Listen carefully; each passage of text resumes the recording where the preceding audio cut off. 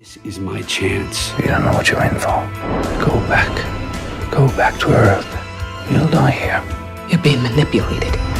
We are not taking her with us. Are you gonna stop me from taking her back?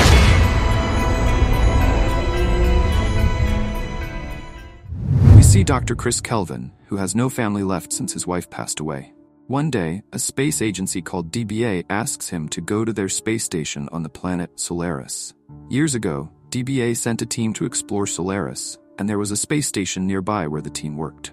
His commanding officer, Dr. Gabarian, who knew Kelvin personally, sends him a video message. In it, Gabarian says strange things are happening at the station that he can't describe and asks Kelvin to come and take the remaining crew back home. After this message, there is no further contact with the astronauts, so DBA asks Kelvin for help. Since Kelvin is alone, he agrees. Kelvin arrives at the Solaris space station and is shocked by what he sees. In the lab, he finds that his friend Gabarian and 2 other team members have committed suicide. Most of the crew members are missing, and only 2, Snow and Dr. Gordon, are left. They can't explain what happened. Kelvin is confused because Snow and Gordon don't give a clear explanation. Suddenly, he sees a child at the station.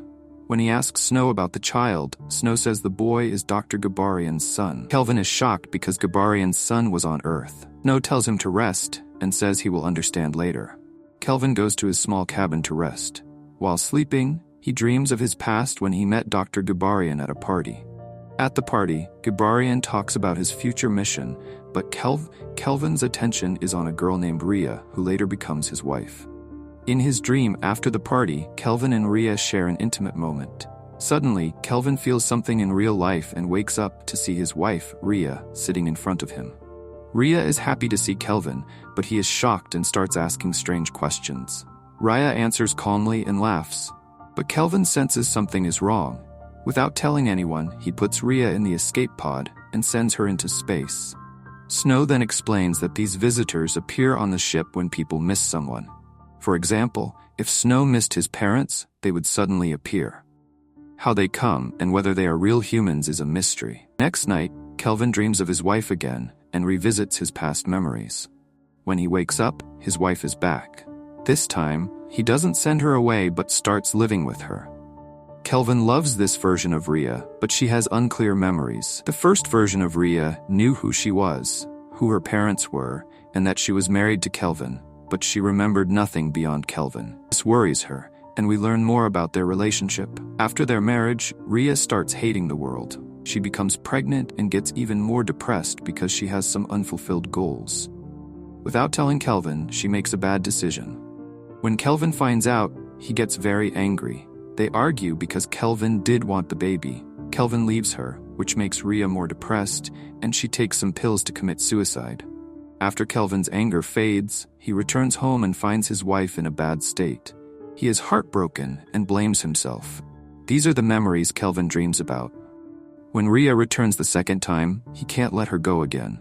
He wants to fix his mistake. However, this second Rhea is very different. She is stressed, depressed, and has poor memory. The 4 people at the station have a meeting, and the first mystery of the story is revealed when we see Kelvin's background, including his time at the party with Dr. Gabarian. Gabarian tells Kelvin that he is studying the Solaris planet and has discovered many surprising and strange things. He explains that the planet seems aware of being observed and reacts to it. When the crew arrived on Solaris to explore, strange events began to happen. After a few days, the crew members started seeing people from their memories, like family members or others they knew. These people suddenly appeared. It turns out that these people were creations of the Solaris planet. After the crew members went to sleep, the planet would search their minds and bring the people they were thinking of to life using their memories. But there was a twist. The person from their memories could be different on Earth. Their nature could change completely. For example, if someone who had done something bad to Kelvin appeared, they would behave badly. When Kelvin first dreams of Rhea, he sees an attractive and bold girl. So when she appears after the dream, she is the same attractive, confident girl who laughs and answers questions. In his second dream, she is depressed and tense, so her second version is also like that. Snow explains the scientific reason behind this phenomenon. He suggests that these people are made of subatomic particles and are stabilized by the Higgs field. The Higgs field is an invisible energy found in the universe that changes the mass of particles, causing them to merge and form different things, like stars and planets. The Higgs field creates Higgs boson particles, which bring about these changes. After the Big Bang, the universe was formed because of the Higgs field. These particles are also called God's particles, and you might have heard about them in the news around 2012 and 2013. This theory was proposed by Peter Higgs and 5 other scientists in 1964, and it was proven in 2012 by CERN when they created the Higgs boson particle in a lab. This scientific explanation is used to understand the sudden appearance of the visitors. So, back to the story. After hearing about the Higgs field, Gordon suggests creating a negative Higgs field to bomb the visitors, like Rhea number 2. This would cause them to disintegrate and not come back. If Gordon created a negative Higgs field, it meant experimenting on Rhea number 2 and destroying her, which Kelvin wasn't willing to do. Kelvin recommended they take their studies back to Earth, hand them over to the DBA, and abort the mission. But Gordon argues that they've been on the station for so many years because they don't fully understand the energy behind these events. He warns that if this energy follows them back to Earth, what's happening on the space station could happen on a much larger scale on Earth, leading to even more terrible consequences. This is why they haven't returned to Earth. Kelvin gets very angry.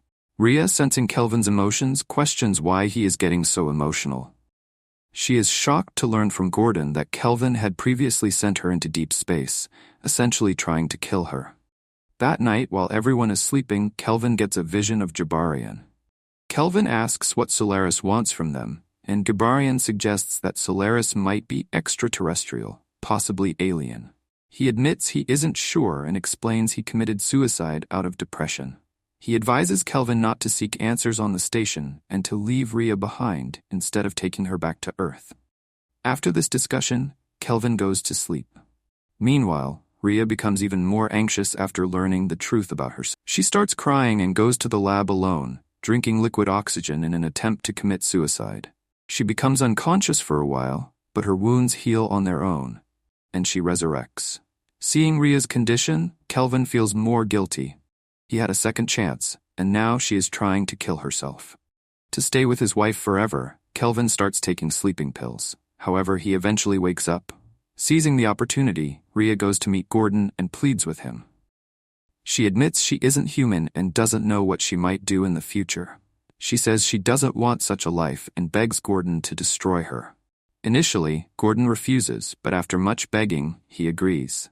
He starts the machine for the negative Higgs field and destroys Rhea forever. When Kelvin wakes up and realizes what happened, he is traumatized. He blames Gordon, accusing him of killing a human. In the middle of this argument, Kelvin notices blood on the ceiling vent. When he opens it, he finds the corpse of Snow. It turns out the real Snow had been dead for a long time, and the Snow currently on the station was a replica, a visitor. When confronted, the visitor Snow explains that he was born from the real Snow's dream. They had many fights, and in self-defense, the visitor killed the real Snow. Gordon becomes very angry and declares he is going to destroy the visitor too. But he laughs and tells them that they can't kill him. In fact, it's impossible. Because of the repeated use of the machine, the station is completely drained of power. It's also impossible to go back to Earth now. Not only that, but the planet Solaris is rapidly increasing in mass. Its gravity is pulling the station towards it. They are going to collide with Solaris soon. As soon as they hear this, both of them put on their astronaut suits and start planning their escape. They had a small space vehicle for emergencies.